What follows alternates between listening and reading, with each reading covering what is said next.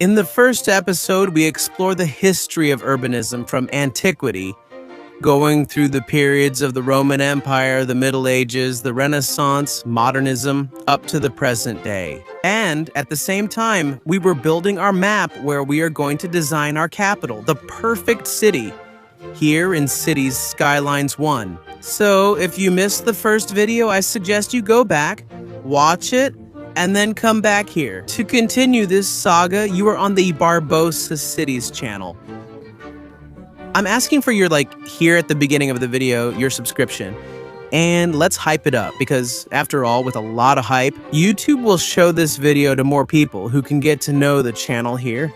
Let's try to get this video to the top. Well, without further ado, let's go straight to the continuation, right where we left off with the music.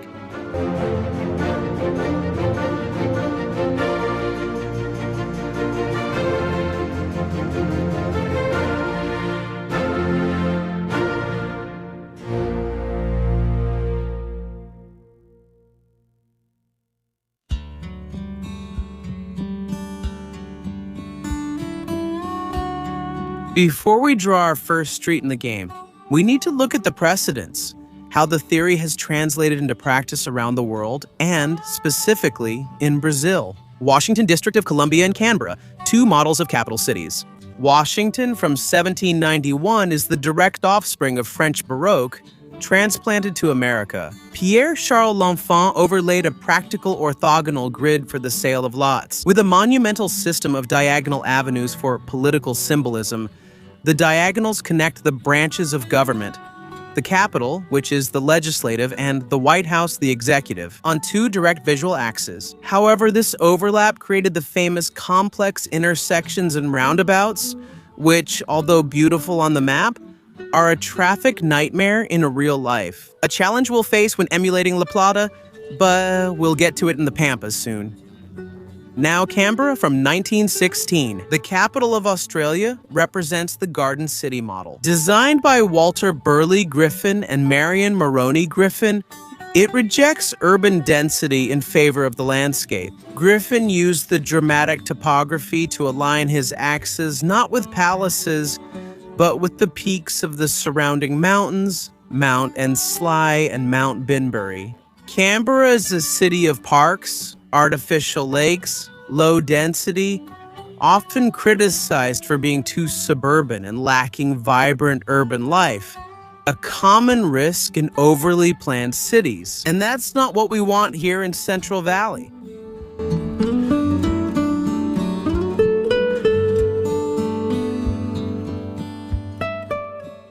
In the real world, a block in La Plata is about 100 to 120 meters from side to side in Cities Skylines. The basic zoning unit, a cell, is 8 meters.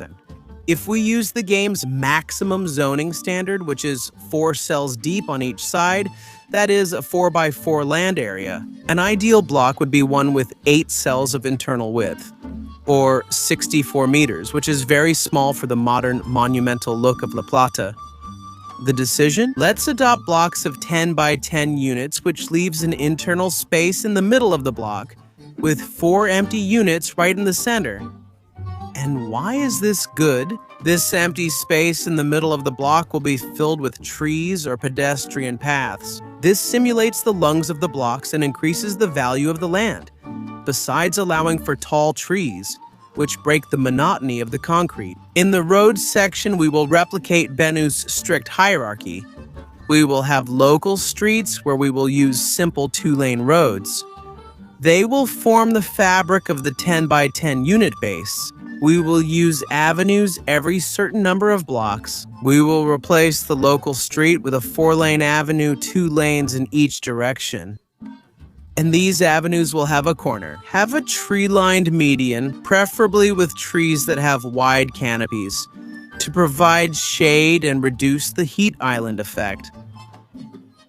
But we will establish exactly the number of blocks, superblocks, and superblocks for every few streets, 1 avenue. In the design we will draw together in a moment, we won't follow exactly the 6x6 of La Plata. We will also let Central Valley have its own characteristics and allow for creativity. Anyway, we're going to have a lot of problems. We'll have issues with diagonals meeting horizontals and verticals, and a lot of tracks coming together at the same point. There's no roundabout that can solve that. And of course, I'm not going to put an intersection in the city center because that would really hurt the walkability for pedestrians who move through there. What solutions are we going to adopt? It's really a city full of challenges, but we'll get through them together. So let's get to drawing up this plan, guys. This is a website where we can create diagrams. And for our project, it will be very useful to sketch out in advance what we want to outline. Well, first I'm going to create our model court, so I'll select a square here and set it to an acceptable size. So here we have streets. Let's imagine that the white color represents a street, so we have streets on all sides. But inside this block, we'll have pedestrian walkways. So this one here in the middle, I'll even make it a different color, green color to distinguish it, will be a walkway. So this will be the model block that we're going to use now. We're going to create a super block, which is basically 4 blocks. So I'm going to copy and paste 4 blocks here, and we create and form a super block. After that, I'm going to move a little to the side here. We're going to scale it up and create a super block. The super block, it will also consist of 4 super blocks. So I'll put one here, one up here, and another here. So here we have 4 super blocks, forming a single super block. And I'm going to change the color here too to have a green background because this will be our green area of the super blocks. In this plus shape, and we'll have streets for vehicles crossing from one side to the other, connecting the 4 super blocks and integrating this super block. Then we'll repeat this model here on this side, then here on this side here, and we'll leave the space here in the center, which will represent our central park. Here the legislative one. So our layout will look like this. Where will the avenues be? Well, the avenues have to divide each of these super blocks. Let's take, I don't know, a bright purple color here, and even increase the thickness of the line a little bit. So you can see where these avenues will be placed. We'll have one avenue here, another one down here, and 2 more running vertically, like this. And then we'll have avenues dividing all the super blocks and surrounding our central park here. However, there's a complicating factor, which are our highway entrances here. I'll mark them in yellow. And so we have the highway entrances like this. The highways will come up to here, to the edge of these super blocks. They won't go further toward the center because, of course, we don't want high-speed lanes cutting through the central area, which will be prioritized for pedestrians. So at this entrance from here, we'll have a new avenue that will come in diagonally, cutting through this corner super block. I'm going to make this line a bit narrower here because it's going to be an avenue, a little avenue, a bit narrower as well. So if we have this entrance here, we'll definitely have the same entrance over here as well. And at the other 2 corners here, exactly the same thing. Basically, everything we do here in this master plan has to be multiplied by 4. So everything will be done about 4 times or more. Well, and here another factor will come up. Another complicating factor, which is the meeting of many avenues at the same point. We have 4 or 5 avenues meeting here, which brings us directly to the problem we saw back in Washington. And La Plata also faces this, and we're going to work around this problem inside the game. But basically, giving you a little spoiler, it's to move this avenue back to here and use the neighborhood streets themselves. Actually, it's where the pedestrian streets are, as access to the avenues without needing to build overpasses or anything too crazy. So the neighborhood streets themselves will help with this task. It will look more or less like this, and here on this avenue. So it doesn't have so many intersections where it goes through. We will only leave the intersections of the paved streets and these pedestrian streets here where the diagonal avenue passes through. We're going to remove them too. That will already help a lot, right? And it's not like we'll be left without a pedestrian street, is it? Because there are still a lot of these blocks left here, right? And that's how our entrance will look. Well, I'm going to replicate this in all 4 spots. For me, it'll take a while, but for you, it'll be quick. Let's cut to it then, my friends. This is how it's going to look. And I've already painted the center green here too, because that's going to be our park of powers. And then in the future, we can even make some underground connections beneath the park, through tunnels connecting one side to the other. And the same thing here, this east-west and this north-south, as well as the diagonals. And here we're going to have a really crazy meeting of all the roads, and it's unrealistic to have an entire underground intersection. So we're really going to study which connections actually make sense, for example, okay? If the guy is here at this intersection, he doesn't need to take this tunnel and come out on this other road to get to this intersection. Man, he just needs to go straight. So we already eliminate the need to make a connection here. If the guy is down here, what's going to be the best shortcut for him? Turn up to here. A direct connection is essential, so he doesn't have to go all the way around, whether outside, through here, or on the other side. Even these corners here might be interesting to have a shortcut. Now, man, if he's coming here, sorry, but he can just go along the avenue on the outside, okay? The path will be exactly the same as if he went through the inside, so there's no need to connect all the roads, right? These three back here are the most important ones. And then I'm going to apply this same logic to all the roads and see which ones have connection priority. Well, they're going to be highways, so I'll mark them in yellow, right? They won't be for pedestrians to walk here under the park. And then to wrap up this plan, I just want to mention to you that these linear parks will also be used to host public buildings. And mainly, I'm thinking of placing a ministry here in the center of each superblock. And we use all of this here as a large esplanade with the ministries around the Park of the Three Powers. After that, we'll have more blocks around here, right? Superblocks around here, which will be our medium density, and then the suburbs. But that will be for future episodes. For now, what we need to know is this. From here,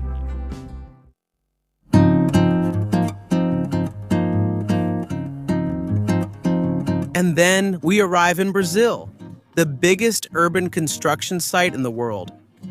Brazil has an enviable and complex tradition of new cities. The need for inland development and territorial control turned the country into a continuous laboratory.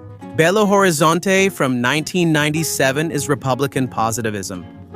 To erase the colonial memory of Ouro Preto, the old republic commissioned a new capital, Minas Gerais. A Rome Reis designed Belo Horizonte as a monument to positivism, order, and progress in the form of a city. The urban aspects of Belo Horizonte involve a plan to overlay a basic orthogonal grid with a diagonal grid of wide avenues, all of it contained by Avenida do Contorno.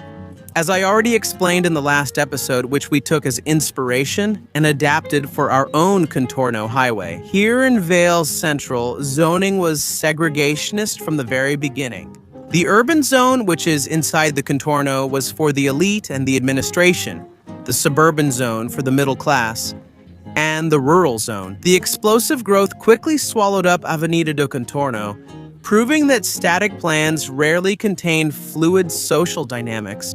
Goiânia from 1933 is the march to the west decades later under Getúlio Vargas. Atílio Correia Lima designed Goiânia, inspired by Ebenezer Howard's Garden City, but built with Art Deco aesthetics. Goiânia introduced the concept of functional sectors, the civic sector and the airport sector, foreshadowing what would become Brasília, the heart of Maria. The original layout of the downtown area showed a concern for integrating green spaces, boulevards, and parkways, which modernism would later radicalize. Then, in 1960, it was Brasília's turn. The Brazilian modernist apotheosis. Brasília is not just a city, it's a built manifesto. Lucio Costa, urban planner, and Oscar Niemeyer, architect, created the ultimate expression of the Athens Charter. The pilot plan breaks with everything that came before. The traditional street disappears. Level crossings are eliminated in favor of the tesourinhas and high-speed road axes. The crucial innovation was the Superblock, blocks of 300 by 300 meters densely wooded, where the buildings float on pilates. The ground is public and the commerce is local. The intention was to create a bucolic neighborhood scale, a gregarious scale within a monumental structure, within a monumental scale. But then came the criticism. The city was designed to be seen from the sky and traveled from here. The human scales are often lost in the vast empty lawns between the buildings, making walking under the Corrado's sun an arduous task. A mistake that we will try to mitigate in our virtual city and in the most recently planned Brazilian capital. Palmas in 1989 is a late modernism. Palmas tried to learn from Brasilia but ended up exacerbating some of its problems. The avenues in Palmas are colossal, true urban highways designed for a flow of traffic that the city would take decades to generate. This created huge heat islands.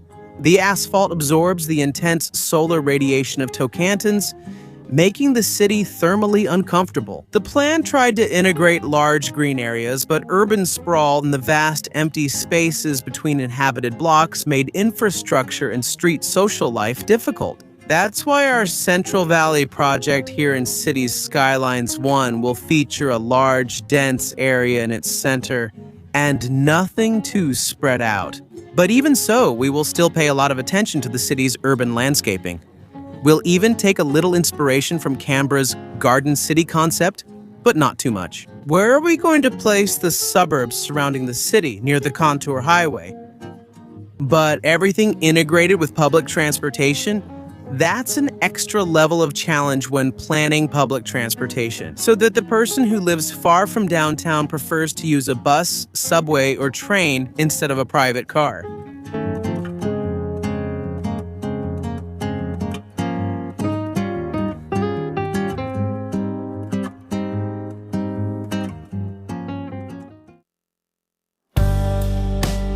Well, guys, here we have our Central Park. We have the avenues, actually radial highways here on the horizontal. And let's start developing our Superblock plan, the model block, which will be replicated here throughout our city. I'm going to move back a bit from this train track so it doesn't get in our way, and I'll show you what the line of reasoning will be for us to take the measurements. The square of our Central Park is the starting square of the game, and it measures exactly from one end to the other. A cost of $14,400, that is. Half of that is $7,200 right here. So I'm going to create a new square here, which will be a quarter of the park's square and will represent our ultra mega court. So 7,200 here, 7,200 here, and 7,200 here. All right, we have here a quarter of the central square, and this will be the space used for our super court. Now I need to figure out a way to fill all of this from here with exactly identical blocks. I was doing the math, and it's not possible to divide it into a round number, so some blocks will have to be different in terms of size. But how can I do this in a more uniform and visually pleasing way? We have to take into account that the avenue uses one extra square. So I can't put 480 here because, look, it won't have the four correct little squares here in the center of the block. So when the street is parallel to the avenue, I'll have to give it a little more space. Instead of 480, it'll be 520. So I'm gonna make this parallel here, then I'll leave two little squares of space and create another parallel here, then two more little squares of space, and create one more parallel here. And that way, I'll be occupying the center of this super block, already with enough space inside the block for its breathing room. Let's keep doing this until we fill everything and see what the final shape will look like.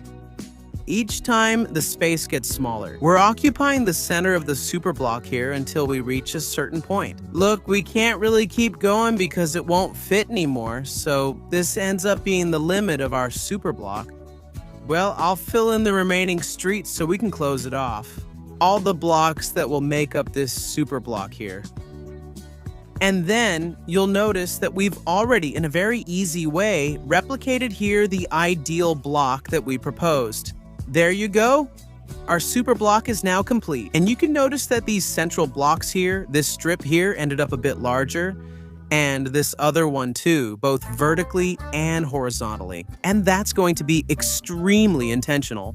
I think it's better to leave it like this than to have to put another street here and create two smaller blocks. So our super block, this is a super block, is going to house super blocks So here will be one superblock, while here will be another superblock. Soon we'll have 4 superblocks here, 4 here, 4 here, and 4 here. So 16 superblocks. And they will be represented by the walkways, the pedestrian streets, which I'll draw in a lighter color so we can see them clearly. This is a superblock, whose central streets are walkways and the side streets are open to vehicles, more or less like it happens in Barcelona.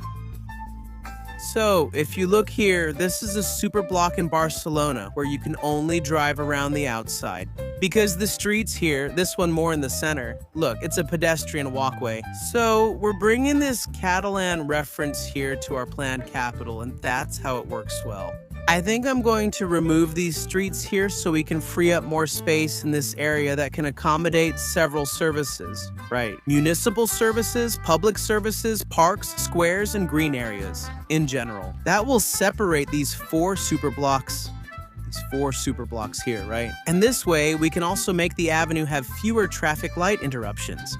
Because if this will be a pedestrian walkway, I can remove this traffic light here and also close off this central median so that it becomes more continuous and the crossing only happens with the streets that allow cars to pass. So here in front, on a street that would have 1, 2, 3, 4, 5, 6, 7, 8 crossing traffic lights, we'll have only 1, 2, 3, 4, right? So we remove 4, we take out half of the traffic lights, and the avenue becomes more continuous, right? This ends up being very positive for the flow of the avenue. Here in the downtown area, we can build a plaza, and it can provide leisure for the people from all these blocks here. In other words, all the superblocks will be very well equipped with leisure options, and there will always be a plaza or a park just a few meters away. And the idea is to replicate this model.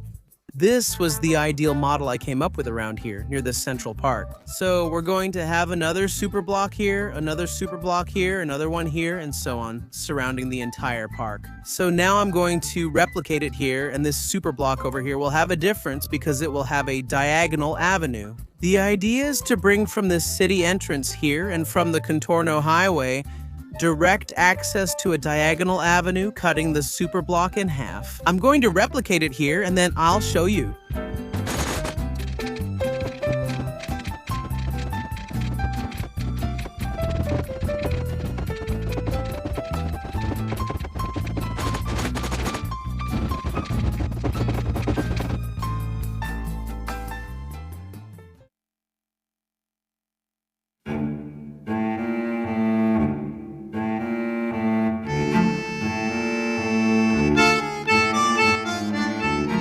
The inspiration, La Plata.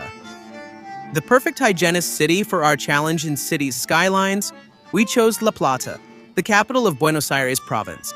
Founded in 1882 by Governor Dardo Rocha and designed by Pedro Benoit, it is the pinnacle of 19th century rationalism. But there is a political and symbolic context behind it. After the federalization of Buenos Aires, which became the national capital, the wealthy province needed a new seat. La Plata wasn't born to grow, it was born ready.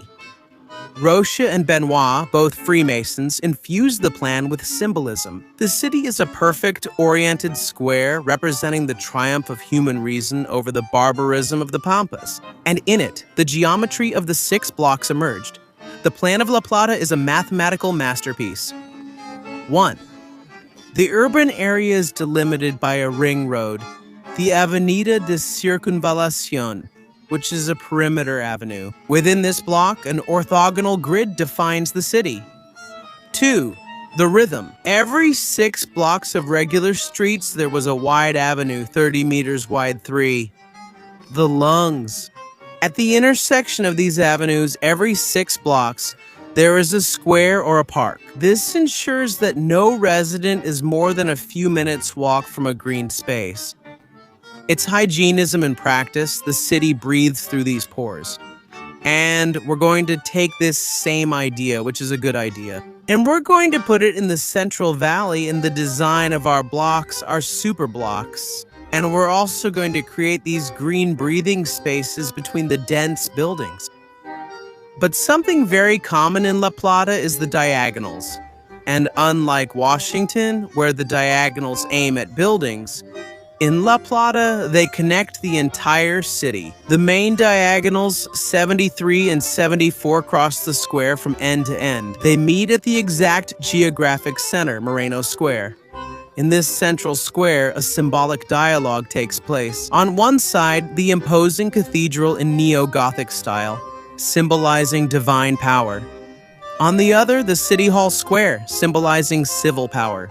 They face each other across the park, representing both the harmony and the separation between church and state. And our idea here in Vale Central is also to use this large central park where the main roads converge to place the public authority buildings as well. So my idea is to use the park for the three branches of government: legislative, judiciary, and executive. But La Plata also has its contemporary challenges, just like any city today.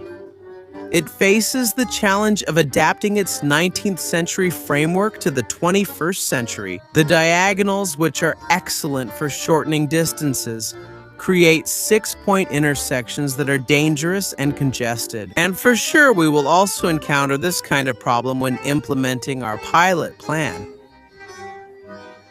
The drainage system, planned for 1880, failed catastrophically during the floods of 2013, reminding us that even the most perfect plan must respect hydrology.